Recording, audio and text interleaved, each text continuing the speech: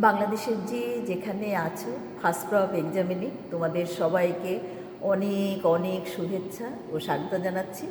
আমি ডাক্তার চন্দনা সরকার, সহযোগী অধ্যাপক ও বিভাগীয় প্রধান, অ্যানাটমি বিভাগ, শেরেবাংলা মেডিকেল কলেজ, বরিশাল। আমাদের আজকের টপিক এক্সপ্ল্যানেটরি ফিগার অফ রেটিনা। দেখো, তোমাদেরকে ভাইবা বোর্ডে কীরকম কিছু ছবি সাপ্লাই দেওয়া হবে, সেই ছবিগুলি তোমাদেরকে এক্সপ্লেইন করতে হবে। দেখো, এখানে আমাদের কি এক্সপ্ল্যানেটরি ফিগার দেওয়া আছে।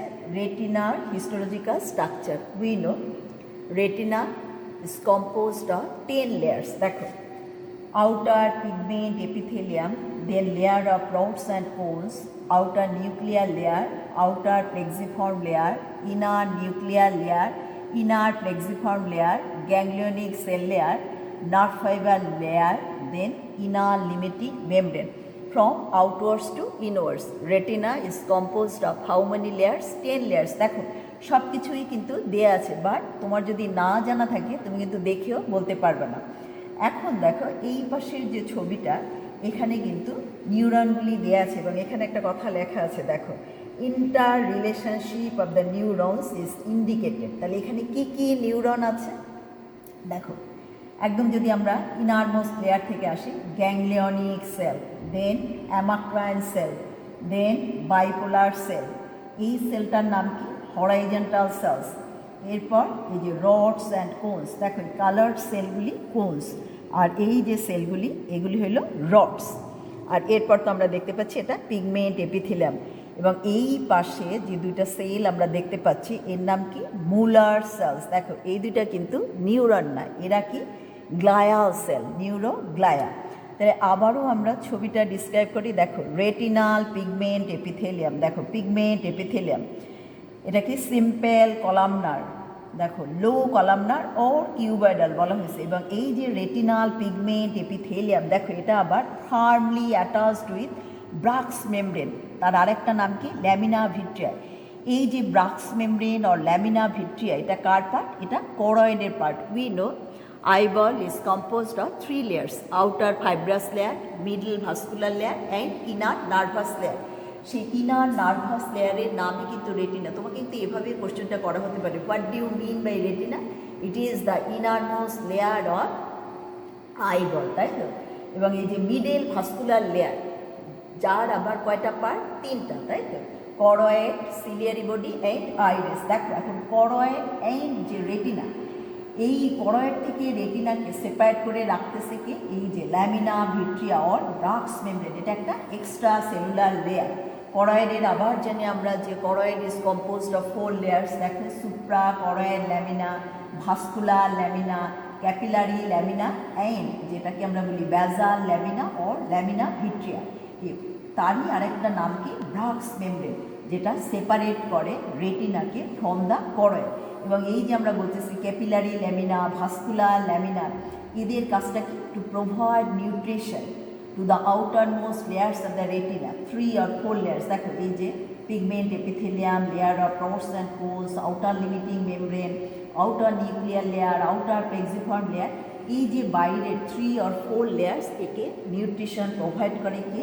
এই যে করয়েডের ক্যাপিলারি ল্যামিনা, ভাস্কুলার ল্যামিনা। এখন দেখো, আমরা যে বলছি interrelationships of the neuron. দেখো, এই যে layer of rods and cones, এরা আবার দেখো closely related with pigment epithelium. এই যে rods and cones, এদের আবার আমরা বলছি কি? আউটার সেগমেন্ট, ইনার সেগমেন্ট, এবং এইগুলিকে আমরা বলতেছি অ্যাক্সন। এখন দেখো, আউটার লিমিটিং যে মেমব্রেন, এখানে আমরা দেখতে পাচ্ছি আউটার লিমিটিং মেমব্রেন। এটা তৈরি হচ্ছে কীভাবে? দেখো, জাংশনাল কমপ্লেক্সেস বিটুইন এই যে Muller cell and the layer of rods and cones। এবার দেখো, এই যে লেয়ারটা আউটার লিমিটিং মেমব্রেন তো আমরা বলে ফেললাম। এরপর কি? আউটার নিউক্লিয়ার লেয়ার, এই যে inner segment of the rods and cones, এই দিয়ে তৈরি হলো আমাদের আউটার নিউক্লিয়ার লেয়ার। এরপর কি? Outer plexiform layer. এখানে কি? সিনাপস হচ্ছে কার কার মাঝখানে? দেখো, এই যে axons of the rods and cones, আর এই যে dendrites of the এই যে horizontal cells and bipolar cells, এই দিয়ে আমাদের তৈরি হলো আউটার প্লেক্সিফর্ম লেয়ার। এরপর কি? দেখো, এটা ইনার নিউক্লিয়ার লেয়ার। এখানে আমাদের কী কী নিউরন আছে অলরেডি একবার বলে ফেলছি আমি। দেখো, amacrine cells, bipolar cells and horizontal cells।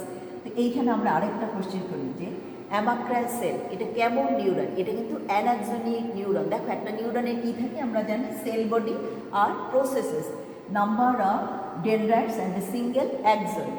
যদিও অ্যাকর্ডিং টু পোলারিটি আমরা জানি neuron again classified into unipolar neuron, bipolar neuron, multipolar neuron, but এই যে অ্যামাক্রাইন নিউরন এটা কিন্তু অ্যানাক্সনিক, এদের কোনো একজন নয়, সবগুলোই হলো ডেনড্রাইট।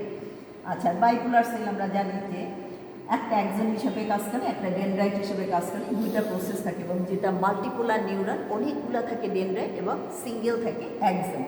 এইবার দেখো এটা কি ইনার প্লেক্সিফর্ম লেয়ার, এটা কিভাবে তৈরি হলো? দেখো দিজ আর দ্য গ্যাংলিয়নিক সেলস, তাদের যে ডেনড্রাইট আর এদিকে হলো যে বাইপোলার সেলের যে একজনগুলি, এছাড়া অ্যামাক্রাইন সেলের যে ডেনড্রাইট, সব মিলে তৈরি করলো কি ইনার প্লেক্সিফর্ম লেয়ার, তার মানে কি যে সিনাপস বিটুইন দ্য নিউরনস। এরপরে কি এই যে নার্ভ ফাইবার লেয়ার, দেখো এই যে গ্যাংলিয়নিক সেল লেয়ার তাদের একজনগুলি দিয়ে তৈরি হচ্ছে কি নার্ভ ফাইবার লেয়ার। তো পরীক্ষার সময় কিন্তু আমরা একটা কোশ্চেন করি যে অপটিক নার্ভ এটা কীভাবে তৈরি হয়? এই যে একজনস অফ দ্য গ্যাংলিয়নিক সেল লেয়ার, এটা দিয়ে তৈরি হচ্ছে আমাদের অপটিক নার্ভ। এবং একদম যে নার্ভাস লেয়ার তার নাম কি ইনার লিমিটিং মেমব্রেন। দেখো এই inner limiting membrane and outer limiting membrane তৈরিতে হেল্প করতেছে কি এই যে আমাদের glial cell, that is the Muller cells. সবসময় আমরা জিজ্ঞেস করি যে নার্ভাস টিস্যুর কম্পোজিশন কি? Neuron, neuroglia and blood vessels. তাহলে দেখো এগুলি হলো সব নিউরন, আর এই যে আমরা দেখতে পাচ্ছি দুই পাশে দুইটা মুলার সেল, এরা হলো কি গ্লায়া সেল।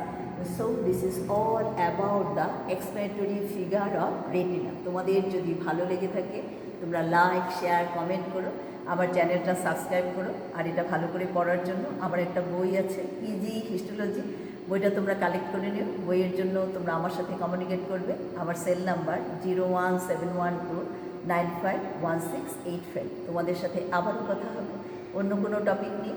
সে পর্যন্ত তোমরা সবাই ভালো থেকো, সুস্থ থেকো। তোমাদের সবাইকে অনেক অনেক ধন্যবাদ।